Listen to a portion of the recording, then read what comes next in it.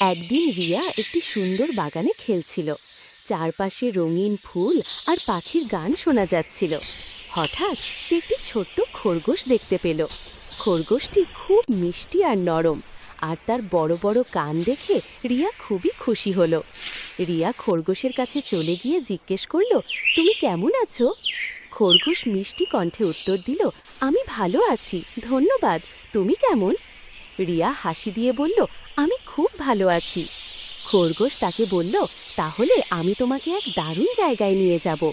খরগোশ রিয়ার হাত ধরে তাকে একটি ফুলের বাগানে নিয়ে গেল।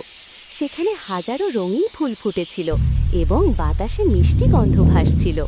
তারা একসাথে খেলতে লাগলো, ফুলের মধ্যে ছুটে বেড়াতে লাগলো এবং অনেক আনন্দে সময় কাটাল।